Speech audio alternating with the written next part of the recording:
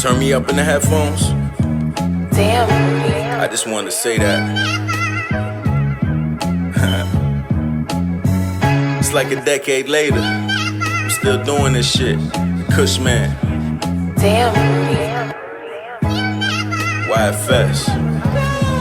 This my 10th year in it, you know it been hard. Ain't been trying to talk, especially to y'all. You could've been got me this far. Remind me to part ways with you cowardly frauds. Damn, this shit cost. The seats leather when you a boss. Spent the last 10,000 on some merch and some bud. Poppy tossed a couple extra, that's a merciful plug. My dog sitting for some Fetty he talk. I told him small profit, quick return. Stop trying to get every bug. I think Corona might have leveled me up. Since everybody wanna smoke now, them apes go for $70. Who'da thought I'd be the first one to package it up? I put stickers on weed way before my first piece of bud.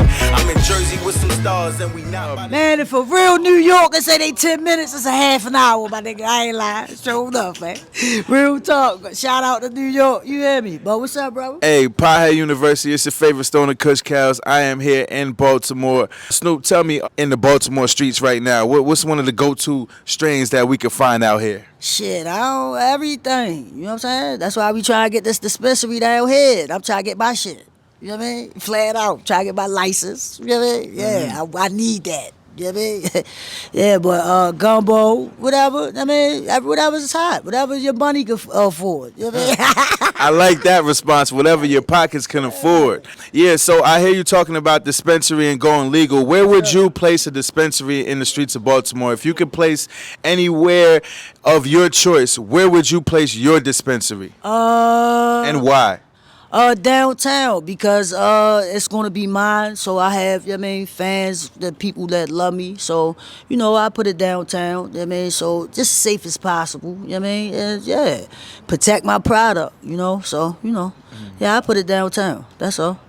Have you been seeing a lot of difficulties in making the proceedings to put that into play? Are there a lot of obstacles that you are facing right here in the city right now? Or is it, you know, an easy kind of thing of just, you know, signing up and registering and they open the doors freely to you? No, that's not happening. Being a person like me, because I do have a, you know, little background or whatever. So, you know, I have to go through a lot of, you know what I mean, situations to get to where I'm going. So, but it's gonna happen though. You know, I have faith. You know. No, we see that coming for you definitely in the near future. Acting work, movies. Tell us what you got going on right now. Right now I just flew back from Vegas. Got to fly back out there. Shooting with Mark Wahlberg. An action, funny movie right now. In the process of doing that right now. You know.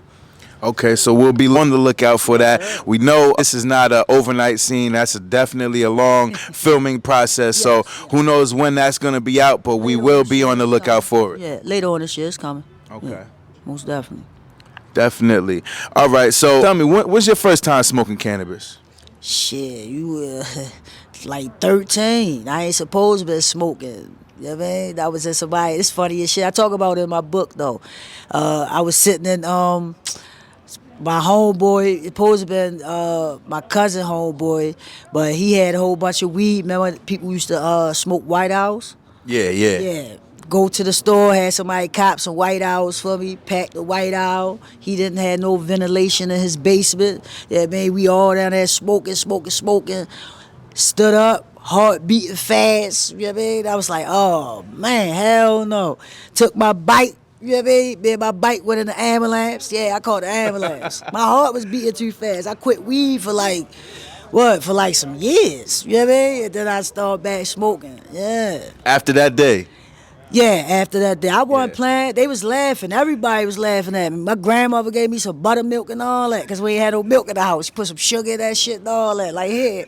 So the ambulance people was like, yeah, just let her sleep it off, man. That shit was funny as shit. But I talk about that in my book, Grace After Midnight. You know what I'm saying? Memoir, my life story coming soon.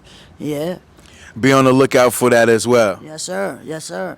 Okay. But I love what you doing, man. I love this P coach, yo. Appreciate you. Shout out to Pothead University. You know what I'm saying? I love what y'all doing, man. I support the cause, and my strain coming next. You hear me?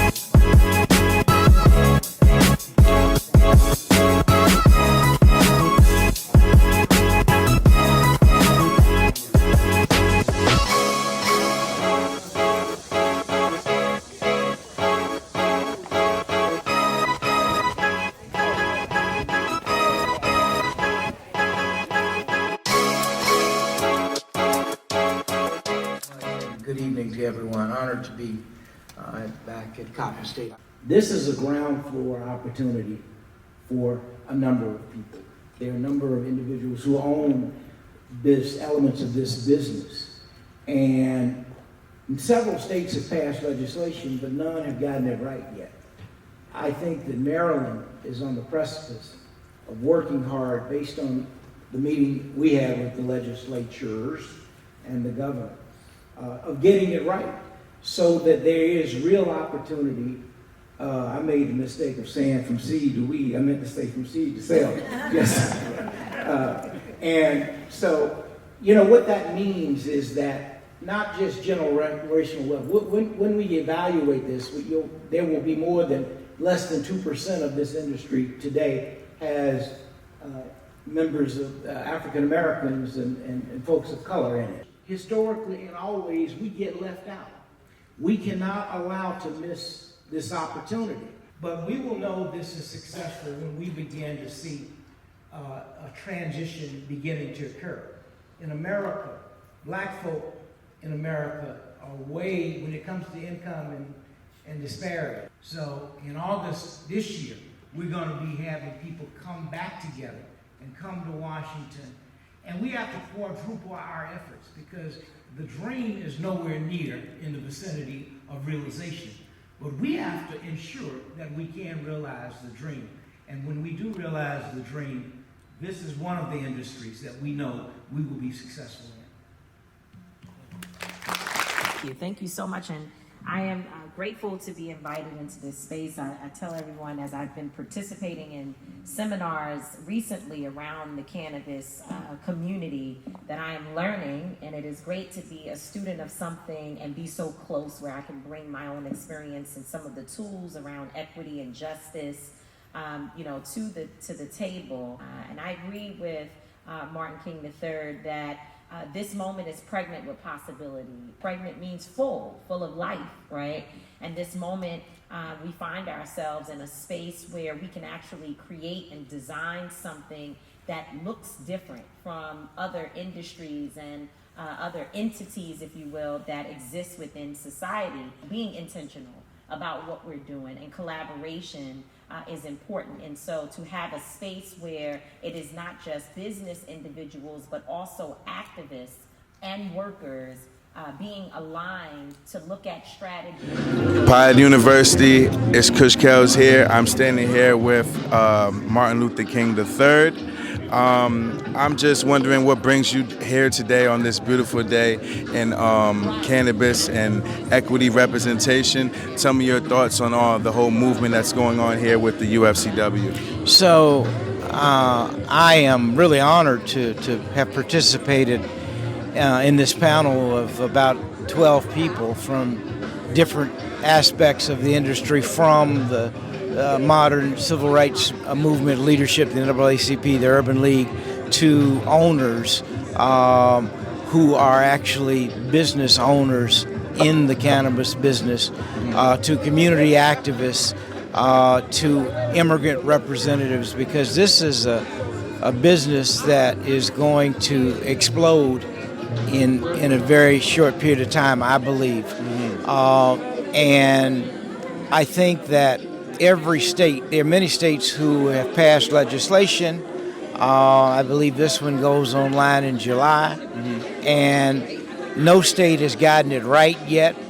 There are several provisions that must be included, such as a provision to have training, workforce development, a provision, there's an LPA provision, LAP, wait a minute, I'm getting the acronym mixed up. Labor, oh Lord, I'm having a senior moment. But my higher point is, for some, this is a ground floor opportunity, and particularly in the black community and the brown community, and the communities that always are excluded when new opportunities exist. And so in that vein, that's why I'm supportive of this, and the fact that UFCW and what it represents, representing the rights of people so that people have decent wages, have health insurance and benefits, have vacation, So all of that is critically important, and it's certainly critically important to our community. Do you think that having people like yourself here involved in these kind of events would change the views and the stigma towards cannabis amongst the churches and the black churches?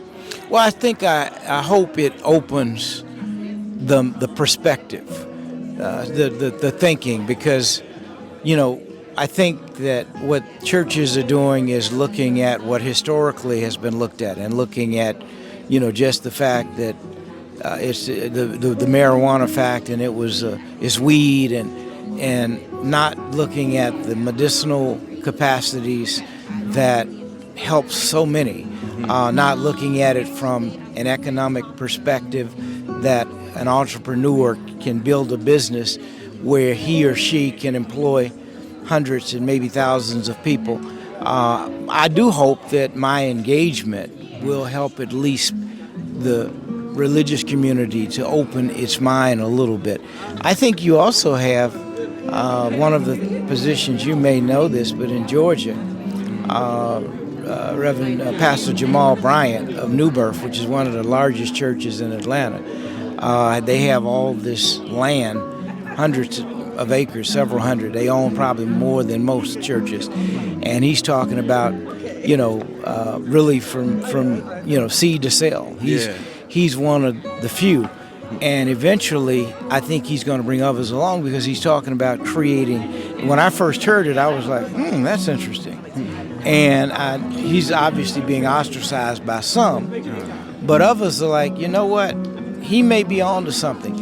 And he may be one of the first, but I think others are going to expand. And as I said, this is the kind of industry that is going to be huge. Why should we be left out? Why should we not be engaged? Why should our community not benefit? And certainly in terms of potential for creating generational wealth. Yeah, I think the main focus here is just creating positive lanes for the black community to flourish in. It's not about the cannabis per se, it's just about something that people are going to profit off of, make billions of dollars off of. We've been penalized for it for many years, and if there's going to be someone making profits off of it, if anyone, it should be us. And it should be, because I think you alluded to this, but we are the disproportionately the largest population has been prosecuted. And also there's a component that these charges of people who are in jail for weed need to be expunged. Their records need to be cleared. They need to be out of the criminal system. And I noticed I said criminal, not criminal just. I said criminal system. They need to be totally expunged and be able to move on. So from that vantage point, that's a very significant point that we have to continue to talk about and lift up as well. I think that's very important. I appreciate you, Mr. King. I'm not going to hold you too long. I think those are definitely great words. Thank you. Thank you for the opportunity. Thank you for your time. It's an honor to be here next to you today. All right. Thank you. And also for you all for being here. Thank you all.